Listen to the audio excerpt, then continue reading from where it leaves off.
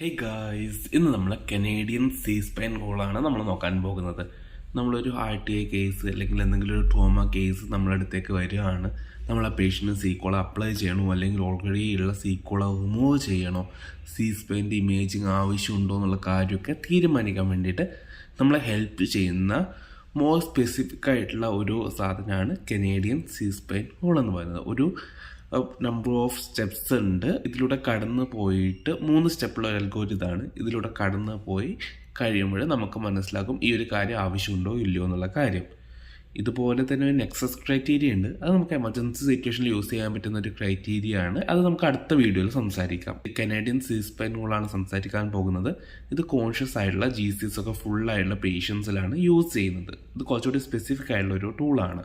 ഇനി ഈ ഒരു കനേഡിയൻ സീസ്പെയിൻ റൂളിൽ ഫസ്റ്റത്തെ ഒരു ഹൈ റിസ്ക് കാറ്റഗറി ഉണ്ട്. അതിൽ 3 കാര്യങ്ങളാണ് നമ്മൾ നോക്കേണ്ടത്. ഒന്ന്, പേഷ്യൻ്റ് ഏജ് 65 അതിൽ കൂടുതലോ ആണെങ്കിൽ, അല്ലെങ്കിൽ പാരസ്റ്റീഷ്യ ഉണ്ടെങ്കിൽ, ഒരു നംനെസ്, ടിംഗ്ലിംഗ് സെൻസേഷൻ, അബ്നോർമലായിട്ടുള്ള സെൻസേഷനൊക്കെ ലിംസിലുണ്ടെങ്കിൽ. അടുത്തൊരു criteria dangerous mechanism of injury ആണോ ഉണ്ടായിട്ടുള്ളത് എന്നുള്ള കാര്യം നമ്മൾ ഉറപ്പുവരുത്തണം. ഇതിലൊരു 5 കാര്യങ്ങളാണ് വരുന്നത്. Fall from height greater than 1 metre, 1 മീറ്ററിൽ കൂടുതൽ അല്ലെങ്കിൽ 3 ഫീറ്റിൽ കൂടുതൽ നിന്ന് വീണിട്ടുണ്ടെങ്കിൽ, അല്ലെങ്കിൽ 5 സ്റ്റെപ്പിൻ്റെ മേലെ നിന്ന് വീണിട്ടുണ്ടെങ്കിൽ, അതിലധികമായിട്ടുള്ള സ്റ്റെപ്പിൽ നിന്ന് വീണിട്ടുണ്ടെങ്കിൽ തടഞ്ഞിട്ട് വീഴത്തില്ലേ, അല്ലെങ്കിൽ ആക്സിൽ ലോഡ് ടു ഹെഡ്, നമ്മൾ ഡൈവിങ്ങിൻ്റെ ടൈമിൽ ഒരു ആക്സിൽ ലോഡ് ഹെഡിലേക്ക് വരത്തില്ലേ അത്. പിന്നെ ബൈസിക്കിൾ കൊളീഷൻ, അതായത് നമ്മൾ സൈക്കിൾ ഓടിച്ച് എവിടെയെങ്കിലും പോയിട്ട് ഏതും വണ്ടിക്കടിക്കുക, മതിലിനടിക്കുക, എങ്ങനെ ആയിക്കോട്ടെ, അതൊരു ഹൈ റിസ്ക് ആയിട്ടുള്ള ഒരു കാറ്റഗറിയാണ്. മോട്ടറൈസ്ഡ് റിക്രിയേഷണൽ വെഹിക്കിൾസ് അല്ലേ, ലൈക്ക് നമ്മുടെ ഡെഡ് ബൈക്കൊക്കെ, അതുപോലെ തന്നെ ഇതിൽ നിന്ന് ആക്സിഡൻ്റ് ആവുന്ന, അല്ലെങ്കിൽ 100 കിലോമീറ്ററിൽ കൂടുതൽ സ്പീഡിൽ ഓടുന്ന ഒരു മോട്ടോർ വെഹിക്കിൾ ആക്സിഡൻ്റ് ആവുന്ന, അല്ലെങ്കിൽ ഈ ഒരു വണ്ടി ഓളവ് വരുന്നത്, നമ്മൾ ഓട്ടോ ഒക്കെ മാഞ്ഞ് പോകുന്നത് കാണുന്നില്ലേ, അല്ലെങ്കിൽ കാറൊക്കെ തിരിയുന്നത്, അങ്ങനെ ഓളോവർ ആകുന്നത്, അല്ലെങ്കിൽ ഈ ആക്സിഡൻ്റ് ആവുന്ന വണ്ടിയിൽ നിന്ന് തെറിച്ച് വീഴുന്നത്, അല്ലെങ്കിൽ വണ്ടിയിൽ നിന്ന് തെറിച്ച് വീഴുന്നതൊക്കെ ഹൈ റിസ്ക് കാറ്റഗറിയിൽ വരുന്നതാണ്. ഇതിൽ ഏതെങ്കിലുമൊക്കെ ഒന്ന് ആണ് മെക്കാനിസം എങ്കിൽ എന്തായാലും സീക്കോളർ വേണം, ഇമേജിങ് വേണം, നമ്മൾ ഈ ഒരു ഇഞ്ചുറി ഉണ്ടോ ഇല്ലയോ എന്നുള്ള കാര്യം ഉറപ്പുവരുത്തണം. ഇനിയിപ്പോഴും ഈ ഒരു ഹൈ റിസ്ക് ഫാക്ടേഴ്സ് ഒന്നും ഇല്ലെങ്കിൽ ലോവസ്റ്റ് ഫാക്ടേഴ്സിലേക്ക് കടക്കണം. അതായത് ഈ ലോവസ്റ്റ് ഫാക്ടേഴ്സിൽ ഏതെങ്കിലും ഒന്ന്, 5 എണ്ണം ഉള്ളത്, അതിൽ ഏതെങ്കിലും ഒന്നെങ്കിലും ഉണ്ടെങ്കിൽ നമുക്ക് നെക്ക് റൊട്ടേഷൻ എന്നുള്ള ടെസ്റ്റ് പെർഫോം ചെയ്യാൻ പറ്റും.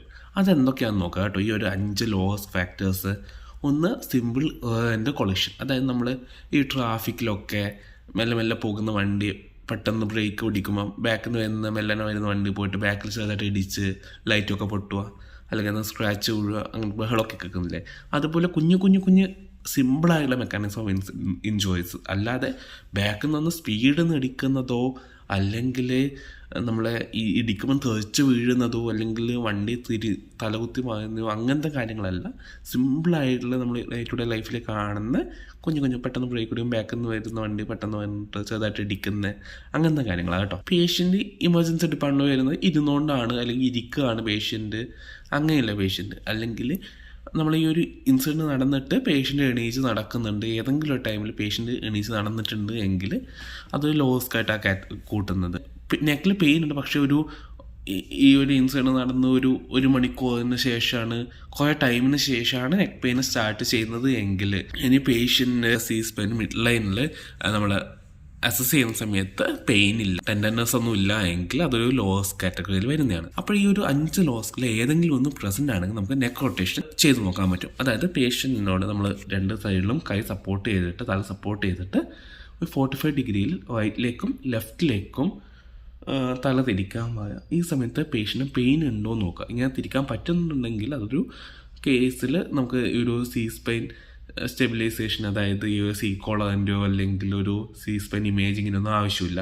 അല്ലെങ്കിൽ തിരിക്കുമ്പോൾ പേഷ്യൻറ്റ് ഭയങ്കരമായിട്ട് വേദനയുണ്ട്, തിരിക്കാൻ പറ്റുന്നില്ല എങ്കിൽ നമ്മൾ എന്തായാലും ഇമേജിങ് എടുക്കേണ്ട ആവശ്യമുണ്ട്. എക്സ്റേയോ അല്ലെങ്കിൽ CT എടുക്കേണ്ടത് അത്യാവശ്യമാണ്.